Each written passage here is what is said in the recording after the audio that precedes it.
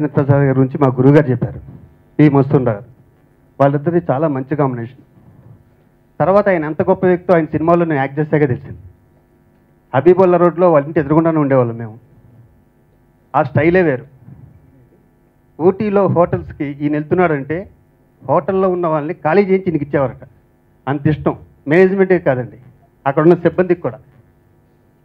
చాలా గొప్ప వ్యక్తి అండి ఆయన.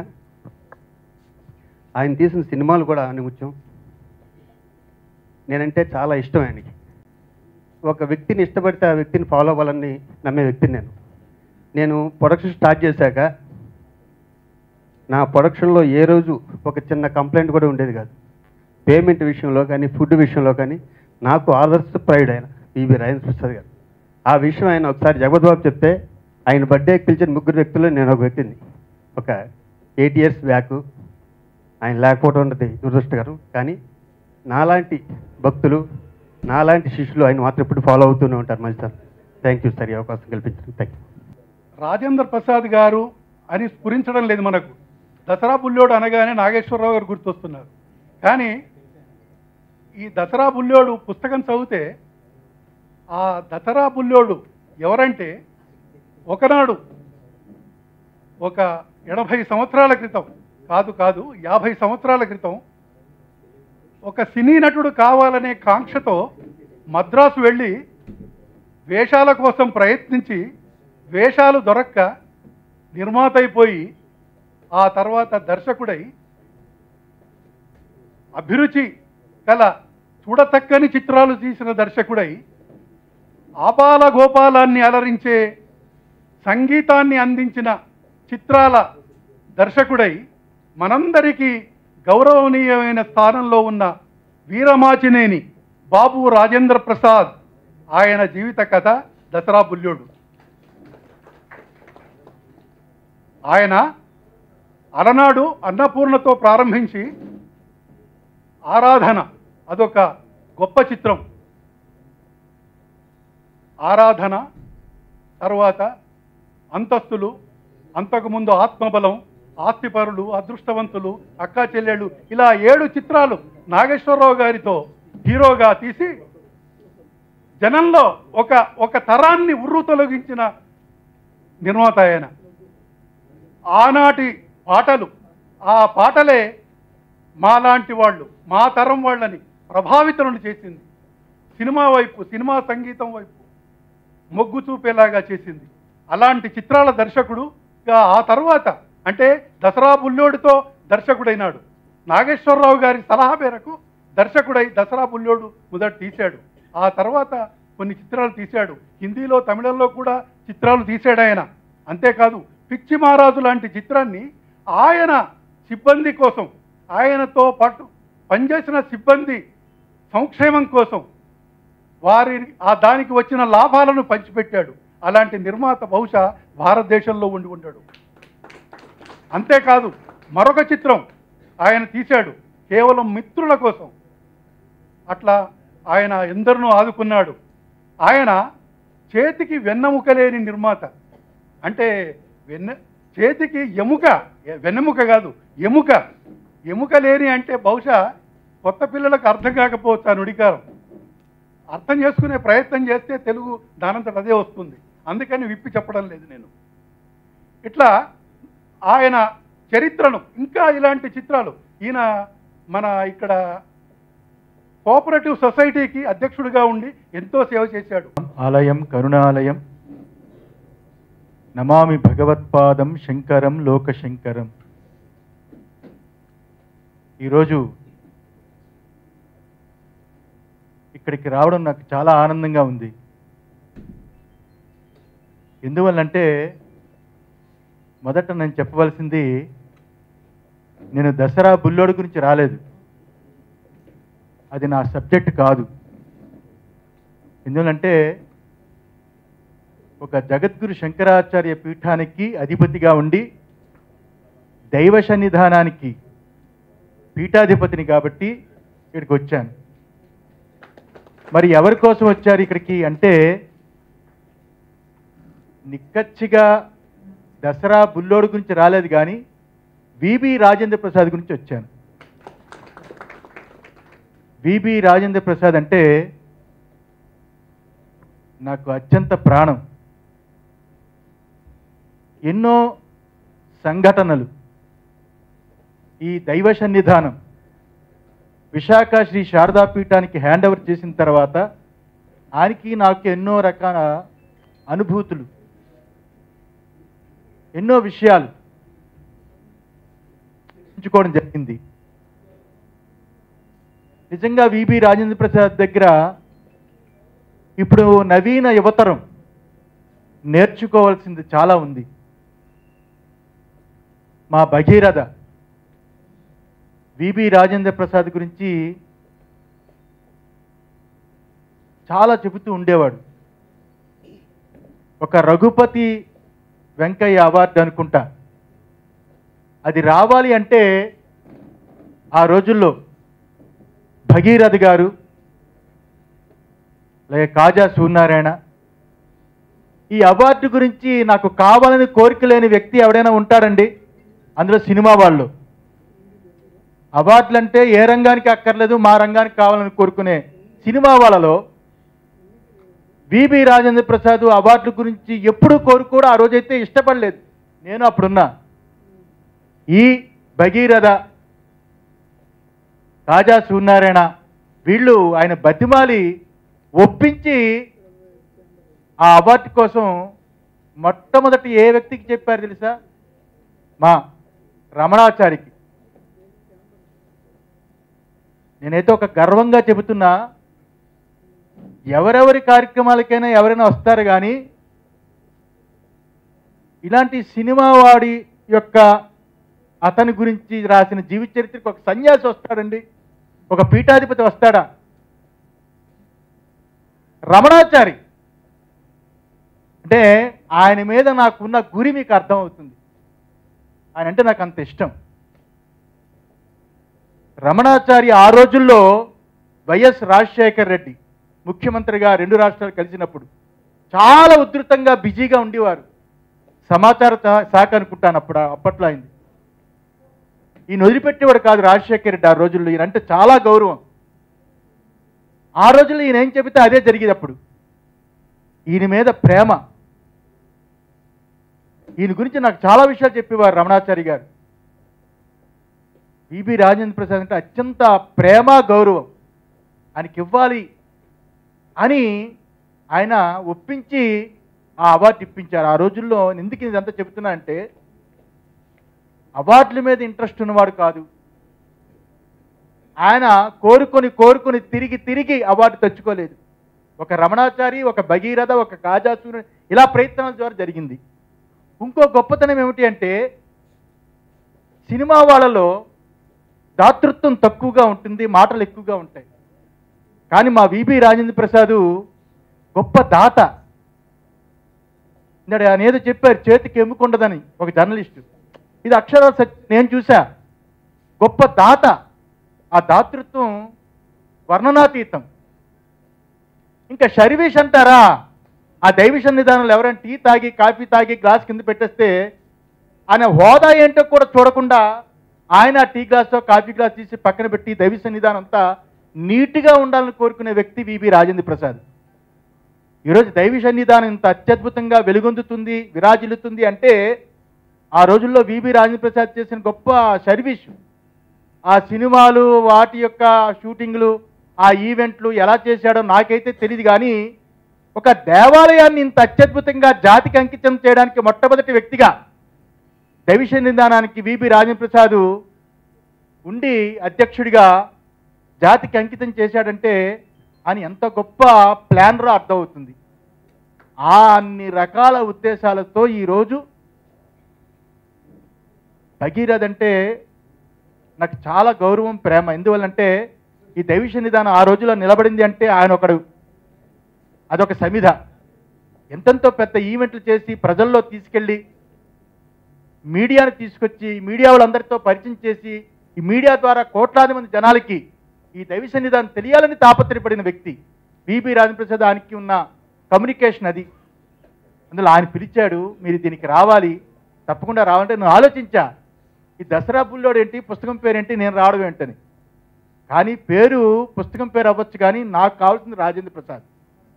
విబి రాజేంద్ర ప్రసాద్ గురించి వచ్చాను, చాలా సంతోషమైంది. వాళ్ళ అబ్బాయి, పెద్ద అబ్బాయి కూడా వచ్చాడు.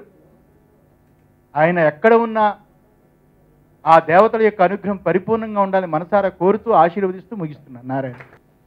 విబి రాజేంద్ర ప్రసాద్ గారి కుమారులకు, ముఖ్యంగా రాంప్రసాద్ గారు, సభలో ఉన్నటువంటి పెద్దలకు అందరికీ నమస్కారం. ఇది భగీరథ గారి మలిముద్రణ. ఈ వేదిక మీద కాజా సూర్యనారాయణ గారు కూడా ఉన్నారు, వారికి కూడా నమస్కారం.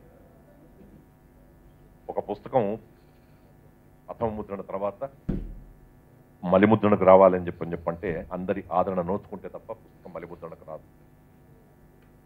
ఈ మలిముద్రణ చాలా ఆశ్చర్యకరంగా ఒక పీఠాధిపతి చేతి మీదుగా ఆవిష్కరింపబడింది అని చెప్పనంటే, స్వామివారే స్వయంగా చెప్పుకున్నట్టుగా అది దసరా బుల్లోడు ఆవిష్కరణ కాదు, విబి రాజేంద్ర ప్రసాద్ గారి యొక్క మంచితనాన్ని నేను ఆవిష్కరించినానని చెప్పిన వారు చెప్పుకున్నందుకు వారికి పాదాభివందనాలు. దైవ సన్నిధానం అనేటువంటిది ఈ ప్రాంతంలో, ఈ జంక్షన్లో ఏర్పరిచి కోడికూతతో ఏ అర్ధరాత్రి వరకు కూడా బిజీగా ఉండేటువంటి వాతావరణంలో ప్రశాంతత కోసమని, పవిత్రత కోసమని, మానసిక ఆరోగ్యం కోసమని, శారీరక దార్ఢ్యత కోసమని చెప్పని, కుటుంబ భవితం కోసమని, ఇవన్నిటిని ఆలోచించి ఇక్కడ దైవ సన్నిధానం ఉంటే బాగుంటుందని చెప్పని ఆలోచించి దాన్ని వెలుగులోకి తీసుకురావడమే కాకుండా ప్రకాశమానం చేసినటువంటి పెద్దలకు అందరికీ కూడా ఈ సందర్భంగా నమస్కారాలు. ఆ దైవ సన్నిధానానికి స్వరూపానందేంద్ర స్వామి వారు ఆశ్రమంగా దాన్ని స్వీకరించినారు.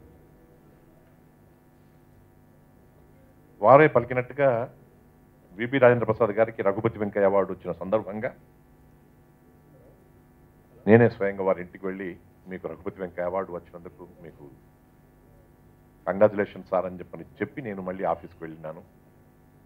అప్పటి నుంచి మా ఇద్దరి మధ్య పరిచయం చాలా గొప్పగా, అనుబంధం చాలా గొప్పగా ఉండింది. నాతో వారు ఎప్పుడు మాట్లాడినా దేవాలయపు ప్రసాదం ముందు ఇచ్చిన తర్వాతనే వారు నాతో పలకరించేవారు, నన్ను పలకరించేవారు. జన్మతః నేను సంప్రదాయవాదినైనా వారు అందించినటువంటి ప్రసాదం తీసుకున్న తర్వాత సంప్రదాయం అంటే ఇలా ఉండాలని చెప్పని తెలుసుకోవడానికి ఒక మంచి ఆస్కారం కలిగించినటువంటి పెద్ద మనసున్నటువంటి వ్యక్తి విబి రాజేంద్ర ప్రసాద్ గారు. నేను చైర్మన్ ఫిల్మ్ డెవలప్మెంట్ కార్పొరేషన్గా కానీ, ఎండీగా కానీ ఉన్నప్పుడు కూడా ఎంతో అనుబంధాన్ని పెంచుకొని జగపతి బాబు గారు కానీ, లేక మా రాజేంద్ర ప్రసాద్ గారు కానీ, ఫిలిం ఇండస్ట్రీ కానీ, ఫిలిం డెవలప్మెంట్ కోసం అని చెప్పని ఎన్నో సందర్భాల్లో చర్చించుకునేవాళ్ళం. ఇంతకుముందు మా ఉడేవర్లు గారు చెప్పినట్టుగా వారు తీసినటువంటి చిత్రాలన్నీ కూడా ఇవాళకి కూడా మనం జ్ఞప్తికి పెట్టుకునే చిత్రాలు, ఇవాళకి కూడా ఎన్నిసార్లు అంటే అన్నిసార్లు చూడగలిగేటువంటి చిత్రాలు. ఒక ఆరాధన అయితేనేమి, ఒక ఆత్మబలం అయితేనేమి, ఒక అంతస్తులైతేనేమి, ఒక ఆస్తిపరులైతేనేమి, అదృష్టవంతులైతేనేమి, అన్ని ఆలతో ప్రారంభమయ్యేటువంటి ఆ సినిమాల తర్వాత దసరా బుల్లోడ్ అనేటువంటి ఈ సినిమా వేరే పదాలతో వచ్చింది. ఈ దసరా బుల్లోడ్లో మా మొట్టమొదటిగా డైరెక్టర్గా మారినటువంటి స్థితి నాగేశ్వరరావు గారి వల్ల కలిగింది. కానీ ఈ కాలం ఎంత గొప్పది అంటే, ఏమనుకుని ఆయన మద్రాసుకు వచ్చాడో, ఏ తర్వాత ఏమని అయ్యాడో, ఆ తర్వాత కాలక్రమేణా వారు దైవ సన్నిధానంలో ఎంత గొప్ప భక్తుడిగా మసులుకున్నారో ఇవన్నీ కూడా ఫిల్మ్ ఇండస్ట్రీలో వారిని తెలిసిన వాళ్ళు, వారిని గురించి శ్రేయోభిలాషినటువంటి వాళ్ళకందరికీ తెలిసిన విషయమే. ఆశ్చర్యం ఏంటంటే, విబి రాజేంద్ర ప్రసాద్ లాంటి సున్నితత్వం కలిగినటువంటి మనిషి మీద కూడా దైవ సన్నిధానంలో జరుగుతున్నటువంటి కొన్ని విషయాల మీద ఎండోమెంట్ డిపార్ట్మెంట్లో నేను కమిషనర్గా ఉన్నప్పుడు కానీ, నేను సెక్రటరీగా ఉన్నప్పుడు కానీ కొంతమంది పనిగట్టుకొని కంప్లైంట్స్ చేసేటువంటి వాళ్ళు చేస్తున్నారని చెప్పనే విషయం నా దృష్టికి వచ్చినప్పుడు ఒకటే చెప్పాను, ఎక్కడైతే ఒక కార్యక్రమం చాలా గొప్పగా జరుగుతూ ఉంటుందో ఆ కార్యక్రమం గొప్పగా జరిగినప్పుడు అందరూ మనల్ని హర్షించరు, అందరూ మనల్ని సహించరు, ఏ కొద్దిమందో తప్పకుండా రకరకాల వాళ్ళు ఉంటారు. కానీ ఆ స్వామివారి యొక్క కైంకర్యాన్ని అద్భుతంగా దృఢచిత్తంతో, నిశ్చలమైనటువంటి భావంతో, భక్తిభావంతో చేస్తే మనకి ఏ రకమైనటువంటి బాధ ఉండదని చెప్పడం జరిగింది. వారు జీవించినంత కాలం స్వామి భక్తుడిగా, ఒక స్వామి సేవకుడిగా, భగవంతుడి సేవకుడిగా ఉండడం అనేటువంటిది చిత్రసీమలో అదొక రకమైనటువంటి గొప్ప మలుపని నేను మాత్రం భావిస్తాను. విబి రాజేంద్ర ప్రసాద్ గారిని తలుచుకొని వారి మంచితనాన్ని గురించి తెలుసుకొని వారి మంచితనాన్ని మరొకసారి స్మరించుకొని ఈనాటి యువతకు ఆయన గురించి తెలపడానికి కోసం చెప్పిన ఒక మంచి కార్యక్రమాన్ని ఏర్పరిచిన వెటరన్ జర్నలిస్ట్ అసోసియేషన్ వారికి నా అభివాదాలు. ఇక మిత్రులు భగీరథ గారి పుస్తకాన్ని రచించి ఇంతకుముందు నేను కమిషనర్గా ఉన్నటువంటి సందర్భంలోనే దీనికి ఆవిష్కరణ జరిగిందని చెప్పినట్టుగా ఇంకా మలిముద్రణే కాదు, మరో దాదాపు 5-6 ముద్రణలు వచ్చేంత 10వ ముద్రణ కూడా పోయేంత స్థాయిలో ఈ పుస్తకం ఉంటుంది.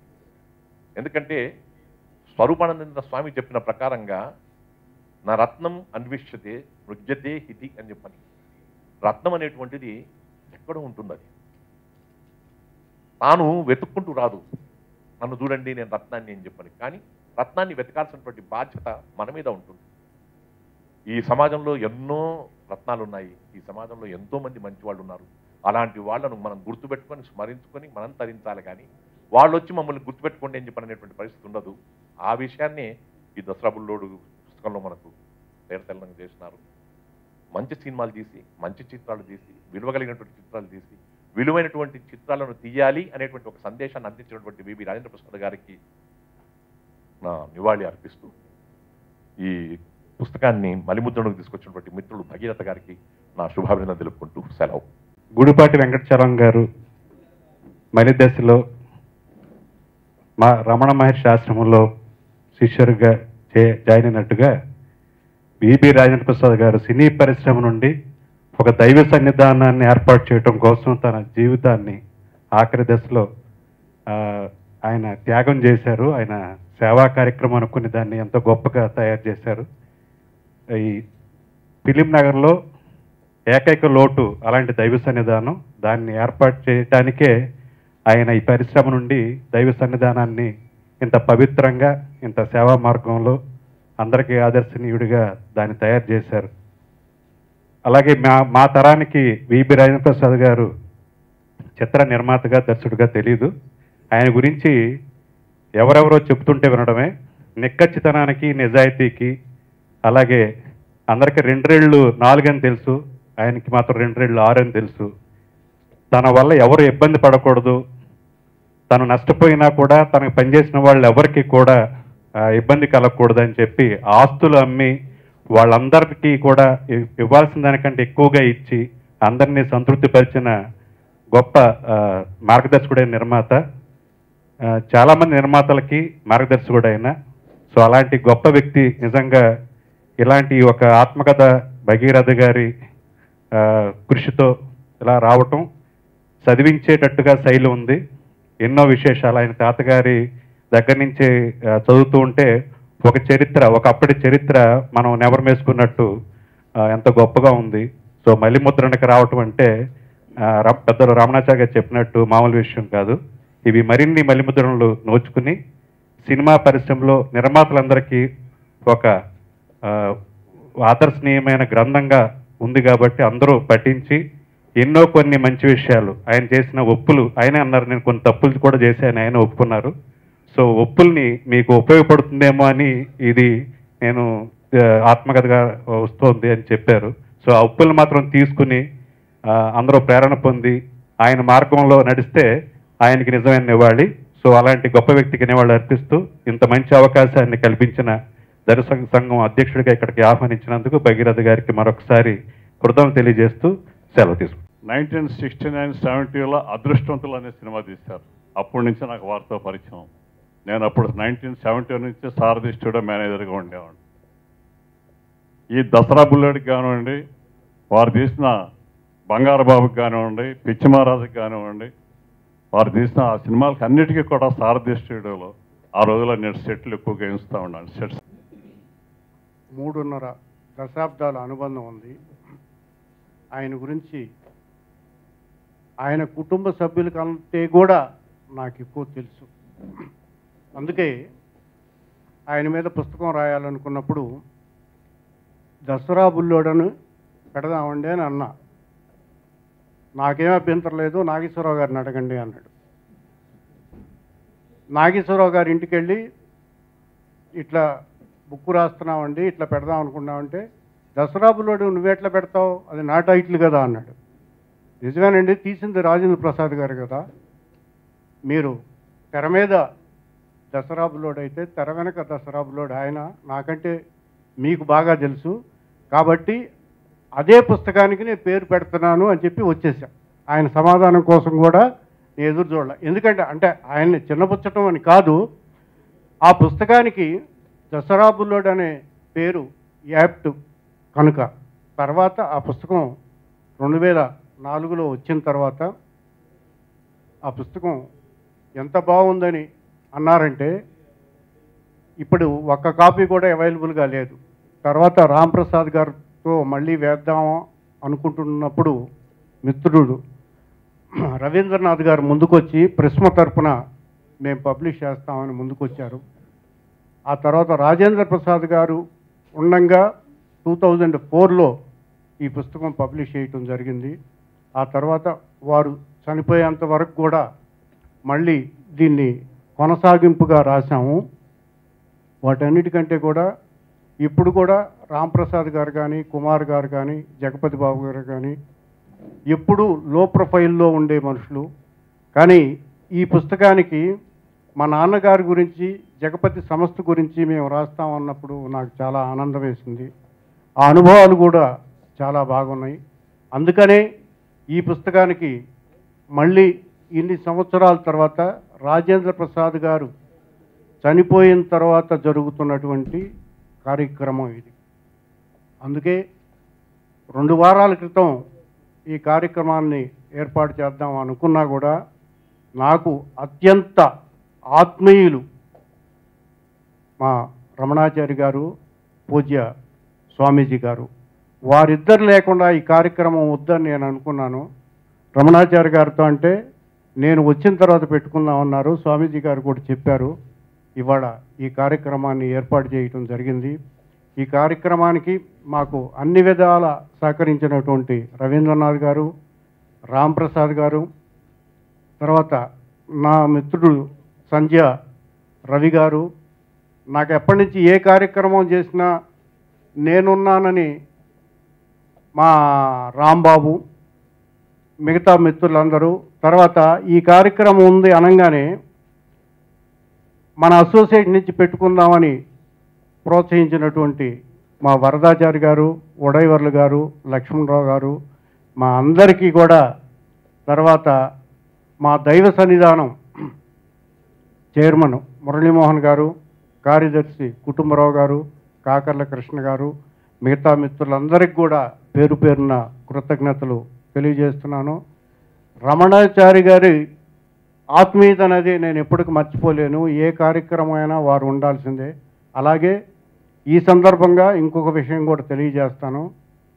జగపతి రాజేంద్ర ప్రసాద్ గారికి రఘుపతి వెంకయ్య నాయుడు అవార్డు వచ్చిందంటే అది కేవలం మా రమణాచారి గారి కృషి వల్లనే. అది అందరికీ తెలిసిన విషయం. సభాముఖంగా రాజేంద్ర ప్రసాద్ గారికి సంబంధించిన సభ కాబట్టి మరోసారి రాజేంద్ర ప్రసాద్ గారు లాంటి విఘ్నులు, ఉత్తమోత్తమైనటువంటి నిర్మాత గుర్తించి అవార్డునిచ్చినటువంటి ఆనాటి ముఖ్యమంత్రి రాజశేఖర్ రెడ్డి గారు, రమణాచారి గారు, సార్ మిమ్మల్ని ఎప్పుడు మర్చిపోలేము. Thank you sir, thank you very much.